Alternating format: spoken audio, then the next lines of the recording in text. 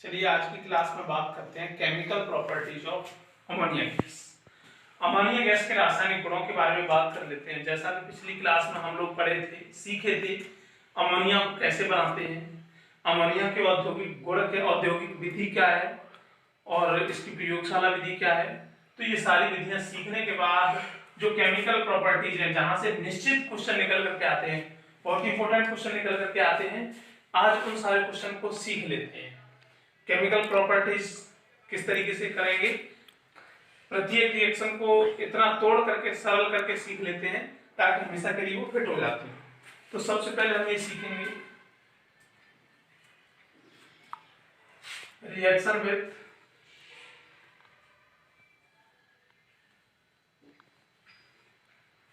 Copper oxide. Important reaction है। यदि ammonia को कॉपर ऑक्साइड के साथ रिएक्ट करते हैं तो रिजल्ट क्या आता है और रिएक्शन किस तरीके से करते हैं, ये सारे पॉइंट सीख लेते हैं।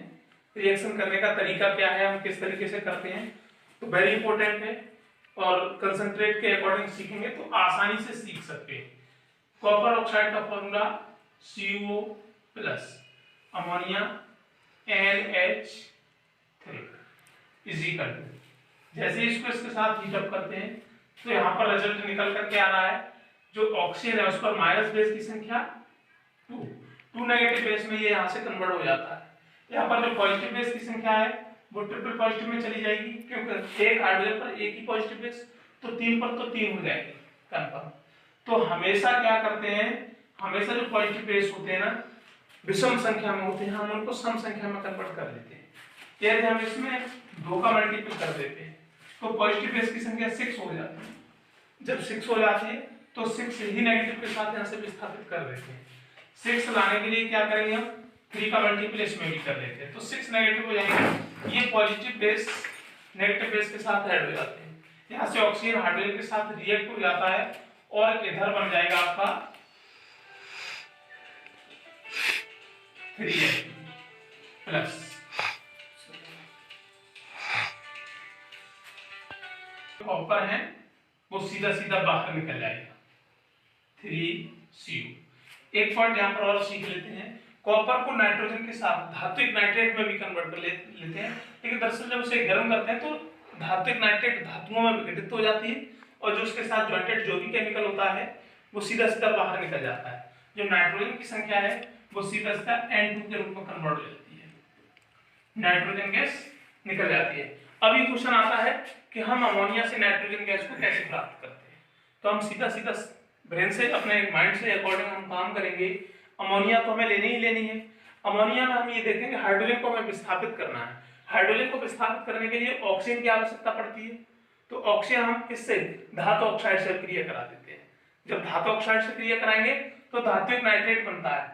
धात्विक नाइट्रेट को गर्म कर लेते हैं, चाहे वो मैग्नीशियम नाइट्रेट रहा हो चाहे वो कॉपर नाइट्रेट रहा हो, तो धात्विक नाइट्रेट को गर्म करने से N2 गैस सीधा सीधा निष्कासित हो जाती है।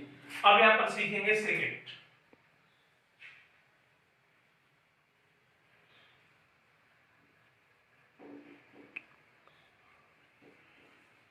Reaction with Cl2। ये मोस्ट इंपोर्टेंट है।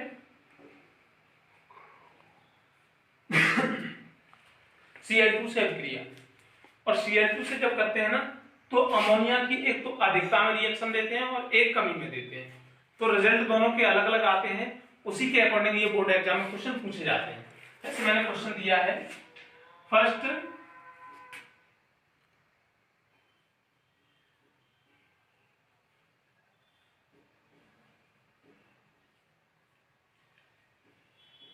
NH3 की कमी में, अमोनिया की कमी में यदि रिएक्शन कराते हैं तो रिजल्ट क्या निकल करके आता है, और अधिकता में कराते हैं तो उसकी रिएक्शन हम सीखेंगे आगे चल करके। कमी की बात करते हैं तो सबसे पहले हम अमोनिया गैस की क्रिया Cl2 से करते हैं, क्लोरीन। हमें मालूम है यहाँ पर जब H पॉजिटिव है तो Cl नेगेटिव, 3 का मल्टीपल कर लेते हैं। जब 3 का मल्टीपल कर लेते हैं तो तीनों H तीनों Cl के साथ विस्थापित हो जाते हैं, इधर निकाल देते हैं 3HCl। अब अकेला नाइट्रोजन बचा हुआ है, उसे बैलेंस करने के लिए, इलेक्ट्रॉन की शेयरिंग करने के लिए नाइट्रोजन को 3 इलेक्ट्रॉन की आवश्यकता है, तो तीनों क्लोरीन के साथ ही शेयरिंग कर लेता है भाई कोवैलेंट बॉन्ड के निर्माण से। इधर बन जाता है NCl3 नाइट्रोजन ट्राइक्लोराइड। और ये जो होता है वो एक विस्फोटक पदार्थ होता है।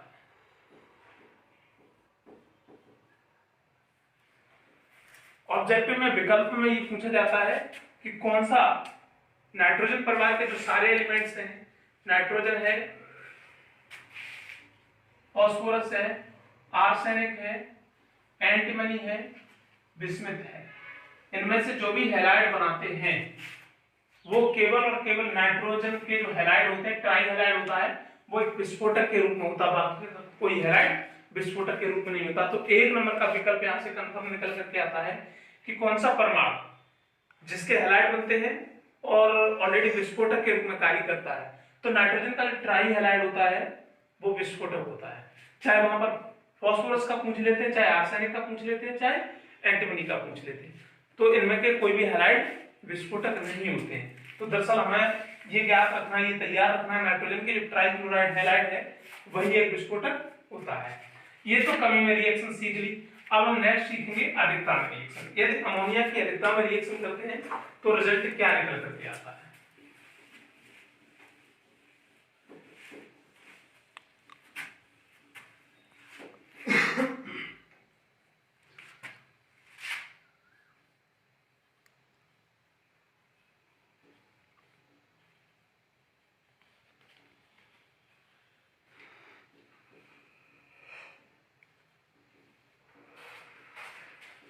NH3 की अधिकता में, तो अधिकता में देखेंगे यदि कमी में रिएक्शन करते हैं तो नाइट्रोजन ट्राइक्लोराइड प्राप्त होगा। अधिकता की बात करते हैं तो पीछे ये रिएक्शन हम सीख भी चुके थे। नाइट्रोजन गैस बनाने का एक आसान सा तरीका है और हम फिर एक बार सीखने का प्रयास करते हैं। चाहे तो ये रिएक्शन नाइट्रोजन गैस से निकल करके आती है, चाहे फिर अमोनिया गैस से निकल करके आती है, चाहे विकल्प में आ सकती है या फिर समीकरण पूछा जा सकता है बोर्ड एग्जाम में। तो हम रिएक्शन करेंगे NH3 प्लस Cl। अब हम यहां पर ये देखेंगे जो पॉजिटिव बेस की संख्या है वो कितनी है, 3। इसको हम विषम संख्या से सम संख्या में कन्वर्ट कर लेते हैं, 2 का मल्टीपल कर देते हैं तो 6 हमारे पास पॉजिटिव हो जाएंगे, 6 ही नेगेटिव के साथ वो विस्थापित हो जाएंगे। 6 करने के लिए हमें क्या करना पड़ेगा, 3 का मल्टीपल कर देते हैं। Cl की संख्या जो है वो 6 हो जाएगी, पॉजिटिव की संख्या 6 हो जाएगी, तो हम इधर लिख सकते हैं 6HCl। अब जो प्लस शेष बच गया है वो यहाँ पर बचा हुआ है N। अधिकता की बात कर रहे थे, यदि अमोनिया की अधिकता।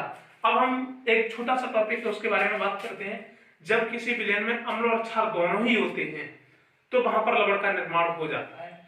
तो अब यहाँ पर अम्ल पहले से बन चुका है और क्षार उससे भी पहले था, क्षार उससे भी पहले था, तो एक अम्ल एक ही क्षार के अणु के साथ रिएक्ट करके लवण का निर्माण कर लेता है। फिर समझेंगे, पहले हम क्षारीय पदार्थ की क्लोरीन से क्रिया करते हैं तो नाइट्रोजन गैस तो निष्कासित हो जाती है और हमको एक एसिड प्राप्त हो जाता है जिसका नाम HCl हाइड्रोजन क्लोराइड। जो HCl प्राप्त हुआ है वो अम्लीय पदार्थ है। और अधिकता की बात का मतलब ये हो गया, रीजन ये है कि हम जितनी आवश्यकता है, आवश्यकता के परे हम जो है अमोनिया गैस का प्रयोग करते हैं। तो HCl एक अम्ल है, NH3 एक क्षार है, मिलकर के जाहिर सी बात है लवण का निर्माण कर लेते हैं। तो वो लवण किस तरीके से करते हैं, HCl प्लस NH3 की संख्या को बढ़ा लेते हैं। अभी पिछली रिएक्शन में हम सिंगल NH3 से रिएक्शन किए थे, अब यहाँ पर NH3 की संख्या बढ़ती हुई नजर आ रही है, इसीलिए अमोनिया की अधिकता में रिएक्शन शो करते हैं।